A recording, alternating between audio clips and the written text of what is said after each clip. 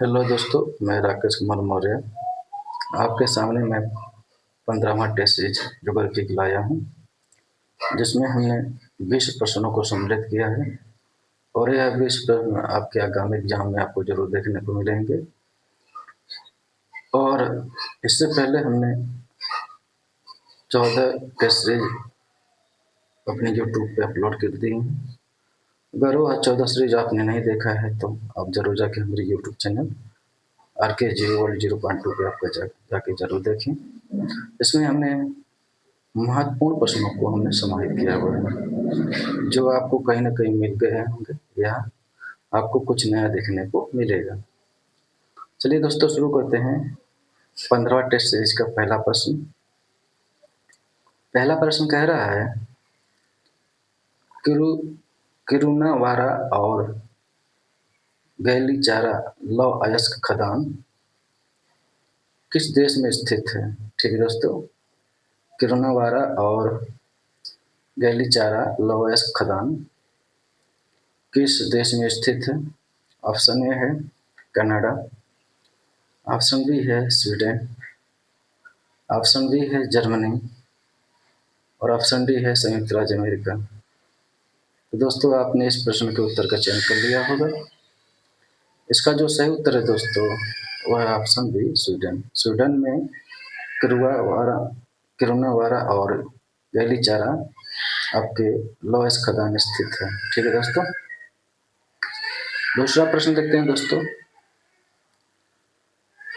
दूसरा प्रश्न कह रहा है किस वस्त्र उत्पादक केंद्र को रूस का मैनचेस्टर कहा जाता है। ठीक है दोस्तों, किस वस्त्र उत्पादक केंद्र को रूस का मैनचेस्टर कहा जाता है। इस तरह के प्रश्न यूपी टीजीटी, पीजीटी, जीआईसी तथा अन्य जो परीक्षाएं हैं जीडीसी और असिस्टेंट प्रोफेसर में इस तरह के प्रश्न देखने को मिलते हैं।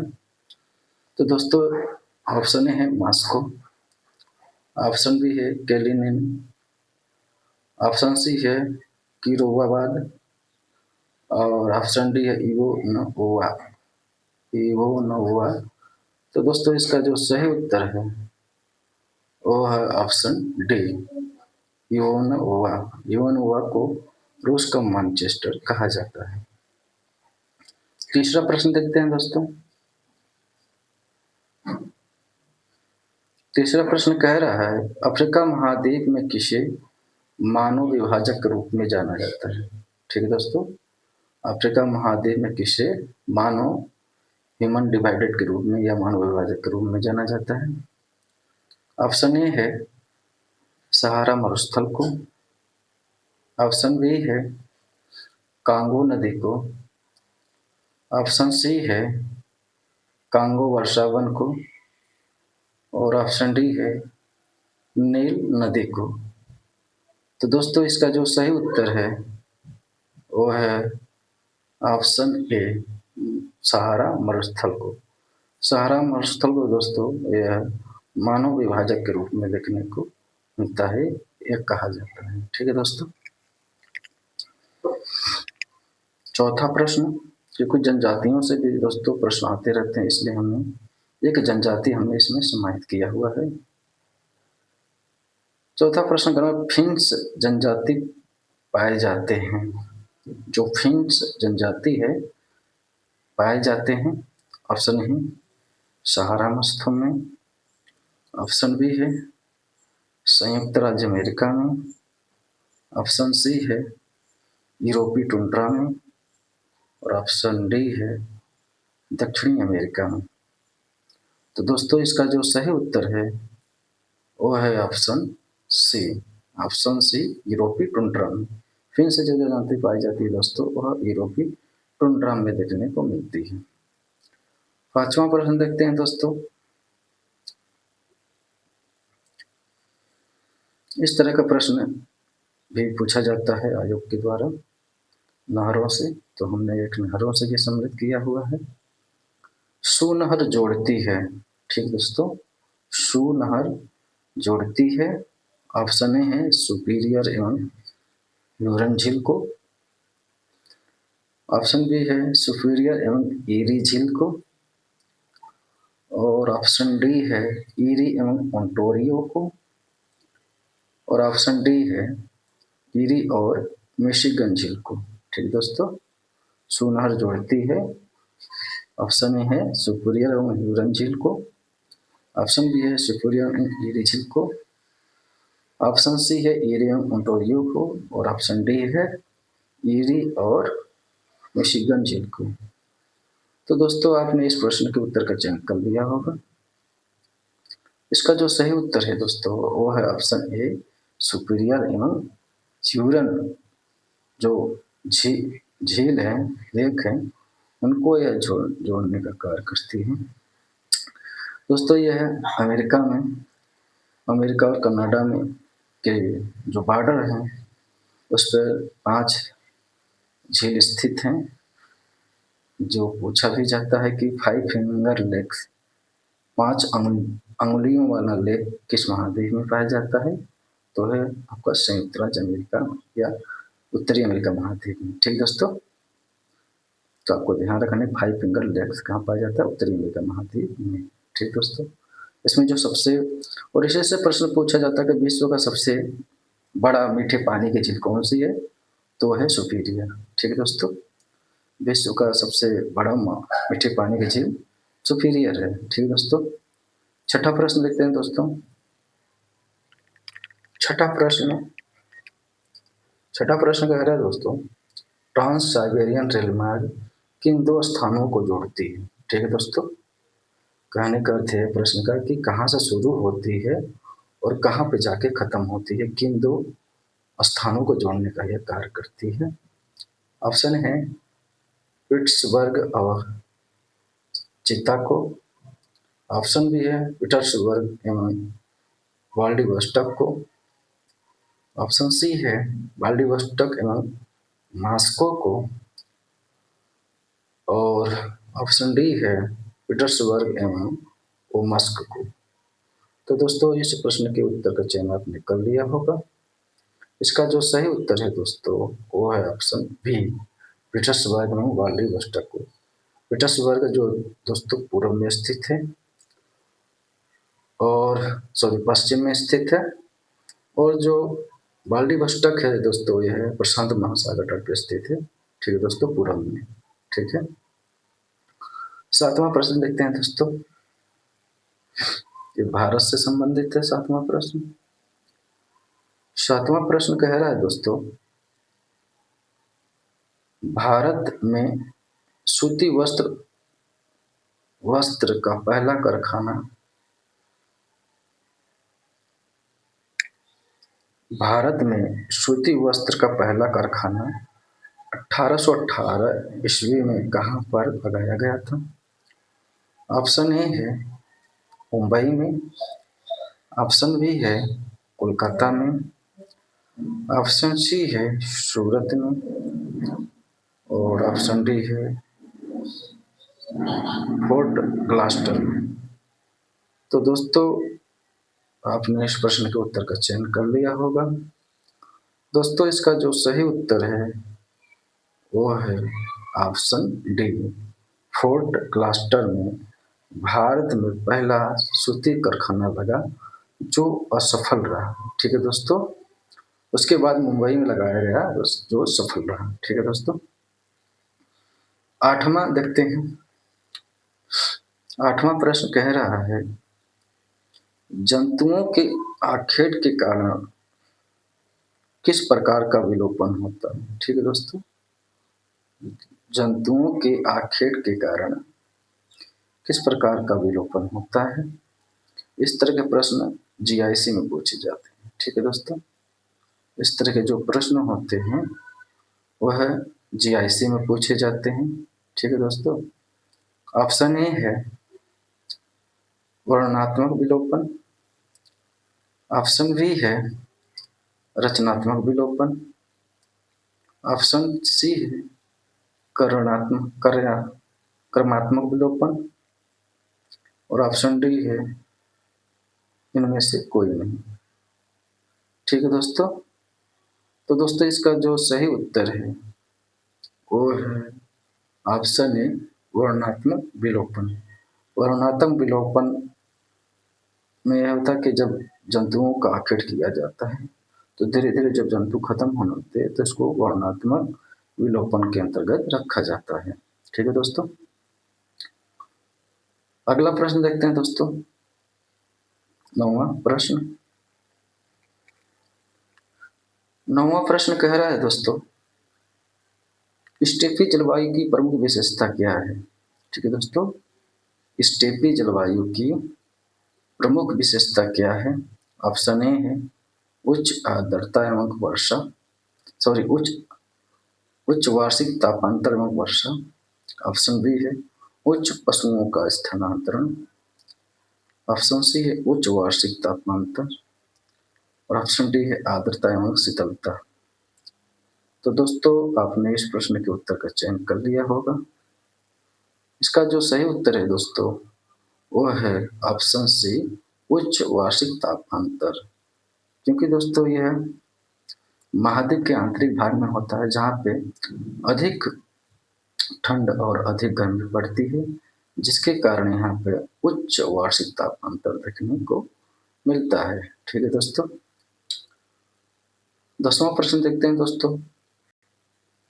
10वां प्रश्न बहुत ही महत्वपूर्ण है दोस्तों। इस तरह के प्रश्नों को चयन आयोग द्वारा खुद किया जा रहा है, चाहे वो आपका असिस्टेंट प्रोफेसर में हो, चाहे जीटीसी में हो, चाहे जीआईसी में हो और चाहे नीट में, इस तरह का प्रश्न का चयन किया जा रहा है।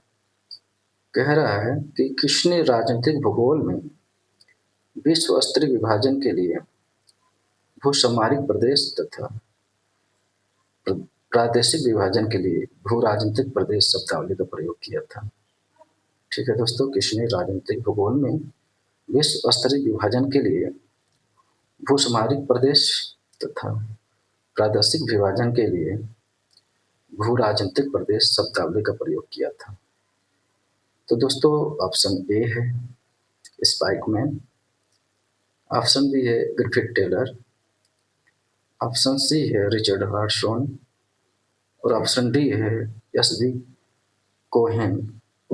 तो दोस्तों इसका जो सही उत्तर है वो है option D SD. Cohen. SD. Cohen ने राजनीतिक भूगोल में विश्व स्तरीय विभाजन के लिए भूसामरिक प्रदेश तथा प्रादेशिक विभाजन के लिए भू राजनीतिक प्रदेश शब्दावली का प्रयोग किया था। 11वां प्रश्न देखते हैं दोस्तों।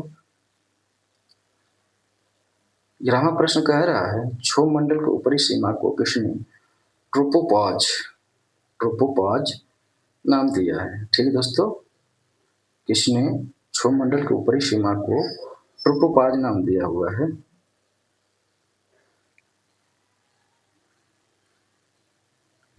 ऑप्शन ए है नेपियर सा, ऑप्शन बी है टिजरेंस डी बोर्ड, ऑप्शन सी है त्रिवर्था और ऑप्शन डी है पेटरसन। तो दोस्तों इस प्रश्न के उत्तर का चयन कर लिया होगा आपने। इसका जो सही उत्तर है दोस्तों वो है option A Napier Shah. Napier Shah ने क्षोभ मंडल के ऊपरी सीमा को मुख्य रूप से क्षोभ सीमा या ट्रोपोपॉज का नाम दिया था। ठीक है दोस्तों, 12वां प्रश्न देखते हैं दोस्तों। प्रतिचक्रवात शब्द का सर्वप्रथम किसने दिया था। प्रतिचक्रवात शब्द का सर्वप्रथम प्रयोग किसने किया था, यहाँ पे छूट गया है दोस्तों। चक्रवात शब्द का सर्वप्रथम प्रयोग किसने किया था। ऑप्शन ए है वर्जरान, ऑप्शन बी है त्रिवर्थ, ऑप्शन सी है यंगन स्ट्रालर और ऑप्शन डी है एफ गैफन। तो दोस्तों इस प्रश्न के उत्तर का चयन कर लिया होगा आपने। इसका जो सही उत्तर है दोस्तों वो है ऑप्शन डी एफ गैफन। एफ गैफन ने सर्वप्रथम प्रतिचक्रवात शब्द का प्रयोग किया था। ठीक है दोस्तों, 13वां प्रश्न देखते हैं दोस्तों। 13वां प्रश्न बहुत ही महत्वपूर्ण है दोस्तों। इस तरह का चयन जीडीसी और जीआईसी तथा असिस्टेंट प्रोफेसर और जो सीनेट में खूब किया जा रहा है। कह रहा है प्रश्न, जब वायुमंडल के ऊपर किसी परत में जब वायुमंडल के किसी परत में वास्तविक तापह्रास दर उसके शुष्क रुद्धोष्म में तापह्रास दर से अधिक हो जाता है तो उसे क्या कहते हैं? ऑप्शन है अस्थाई, ऑप्शन बी है स्थाई, ऑप्शन सी है रुद्धोष्म ताप परिवर्तन और ऑप्शन डी है परम अस्थायित्व। तो दोस्तों इस प्रश्न के उत्तर का चयन कर लिया होगा आपने। इसका जो सही उत्तर है दोस्तों वो ऑप्शन ए अस्थायित्व। ठीक है दोस्तों, स्थायित्व होता है जब वास्तविक तापह्रास दर उसके शुष्क रुद्धोष्म तापह्रास दर से अधिक हो जाता है तो उसको अस्थायित्व कहते हैं। ठीक है दोस्तों, अब हम 14वां प्रश्न देखते हैं दोस्तों। 14वां प्रश्न दोस्तों ये है, पॉलिटिकल ज्योग्राफी से संबंधित है। ठीक है, प्रयोगात्मक भूगोल से। 14वां प्रश्न पर निम्न में से कौन सा एक मानचित्र का मात्रात्मक विधि नहीं है? ठीक है दोस्तों, निम्न में से कौन सा एक मानचित्र का मात्रात्मक विधि नहीं है? ऑप्शन ए है वर्णमात्री विधि, ऑप्शन बी है बिंदु विधि, ऑप्शन सी है आरेखी विधि और ऑप्शन डी है रंगारेख विधि। तो दोस्तों आपने इस प्रश्न के उत्तर का चयन कर लिया होगा। इसका जो सही उत्तर है दोस्तों वो है ऑप्शन डी रंगारेख विधि। ठीक है दोस्तों, रंगारेख विधि जो होता है मात्रात्मक में ना के वर्णनात्मक के अंतर्गत आता है, वितरणात्मक के अंतर्गत आता है। 15वां प्रश्न देखते हैं, यह सुमेलित वाला है। कारण निम्न से कौन सा एक सही सुमेलित नहीं है? वर्षा का नाम और राज्य। ऑप्शन है काल वैशाखी, उसके सामने है राज्य पश्चिम बंगाल, ये सही सुमेलित है। बी है आंधी उत्तर प्रदेश, सही है। सी है आम्रवर्षा उत्तर भारत, ये गलत है दोस्तों, उत्तर भारत में आम्रवर्षा नहीं होती है, दक्षिण भारत में होती है। डी है चेरी ब्लॉसम कर्नाटक, ये सही है, जबकि सी आम्रवर्षा उत्तर भारत, ये गलत है, ये दक्षिण भारत में होती है। 16वां प्रश्न देखते हैं दोस्तों, ये भी भारत के भूगोल से संबंधित है। 16वां प्रश्न कह रहा है, तमिलनाडु का रामनाथपुरम किस उत्पादन के लिए जाना जाता है?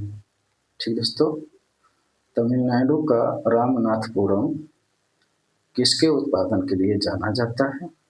ऑप्शन ए है कोयला, ऑप्शन बी है ग्रेफाइट, ऑप्शन सी है लौह अयस्क और ऑप्शन डी है फास्फेट। दोस्तों आपने इस प्रश्न के उत्तर का चयन कर लिया होगा। इसका जो सही उत्तर है दोस्तों वो है ऑप्शन बी ग्रेफाइट। तमिलनाडु का जो रामनाथपुरम है वह ग्रेफाइट के उत्पादन के और भंडार की दृष्टि से जाना जाता है। ठीक है दोस्तों, 17वां प्रश्न ये भी सुमेलित वाला है। 17वां प्रश्न देखते हैं, कह रहा कौन सा सही सुमेलित नहीं है? परियोजना है या कोई राज्य है? पल्ली वासल केरल दिया है, ये सही सुमेलित है। शिव समुद्रम कर्नाटक, ये भी सही है। पापनासम आंध्र प्रदेश, पापनासम दोस्तों आंध्र प्रदेश नहीं है, ये तमिलनाडु होना चाहिए, जबकि आंध्र प्रदेश दिया हुआ है, तो यही आपका गलत है। सी पापनासम आंध्र प्रदेश, आंध्र प्रदेश में होगा, ये तमिलनाडु में है। और डी है मेटूर तमिलनाडु, ये सही है। ठीक दोस्तों, अगला प्रश्न देखते हैं दोस्तों 18वां भी सुमेलित वाला है दोस्तों, क्योंकि जीआईसी और जीडीटी और इसके साथ आपका यूपी पीजीटी में खूब इस तरह के प्रश्नों को संबोधित किया जा रहा है, तो इसलिए हमने कुछ प्रश्नों को इस तरह से सुमेलित करने वाला हमने सेट किया है। एक कोई नदी है, एक कोई शहर है, कौन सा शहर किस नदी के किनारे स्थित है? एक कह रहा है नील नदी खार्तूम, ये आपका सही है। बी है दजला फरात बसरा, ये भी सही है। सी है टाइबर जिनेवा। दोस्तों इसका यही गलत उत्तर है। टाइबर नदी जो है, नदी के किनारे जिनेवा नहीं रोम स्थित है। ठीक दोस्तों, जिनेवा नहीं स्थित है, रोम स्थित है, जबकि सीन नदी के किनारे पेरिस सही है। तो इसका जो सही उत्तर है वो है ऑप्शन सी। यही आपका गलत है, टाइबर नदी जिनेवा दिया है, जबकि यहाँ पे रोम होना चाहिए। 19वां प्रश्न देखते हैं दोस्तों, ये भी सुमेलित वाला है। ये महासागरीय धाराओं से संबंधित है। निम्न से कौन सा एक सही सम्मिलित नहीं है? जलधारा और ठंडी एवं गर्म, उसका स्वभाव क्या है? ठंडी है कि गर्म? लेब्राडोर ठंडी है, सही है। ब्राजील गर्म है, ये भी सही है। मालागाशी यहाँ पे दिया है ठंडी, तो इसका ठंडी नहीं है, ये गर्म है। मालागासी ये गर्म जलधारा है, यही आपका सही गलत है। और फाकलैंड ये ठंडी जलधारा है। ठीक है दोस्तों, 20वां प्रश्न देखते हैं दोस्तों। 20वां प्रश्न कह रहा है, किस भूगोलवेत्ता ने मानवीय अर्थव्यवस्था को डाकुओं की अर्थव्यवस्था कहा? बहुत ही महत्वपूर्ण प्रश्न है दोस्तों। इस तरह का चयन खूब किया जा रहा है प्रश्नों का आयोग द्वारा। किस भूगोलवेत्ता ने मानवीय अर्थव्यवस्था को डाकुओं की अर्थव्यवस्था कहा है? ऑप्शन ए है ईसाबो में, ऑप्शन बी है जीन ब्रून्स, ऑप्शन सी है विलियम बुंगे और ऑप्शन डी है पीटर हैगेट। तो दोस्तों इस प्रश्न के उत्तर का चयन कर लिया होगा आपने।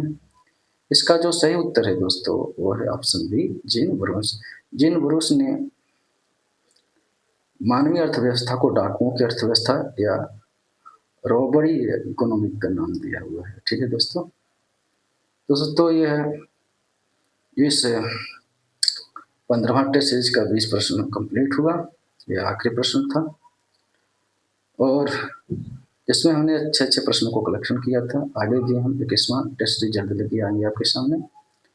अगर आप हमारी इस यूट्यूब चैनल से नहीं जुड़े हैं तो आप जरूर जुड़ जाइए अपनी तैयारी करने के लिए, और सब्सक्राइब नहीं किए हैं तो सब्सक्राइब भी कर दीजिएगा और बेल आइकन जो इसको प्रेस कर लीजिएगा, जिससे जितनी आने वाली वीडियो होंगी आपका उसका नोटिफिकेशन आपको मिल जाएगा।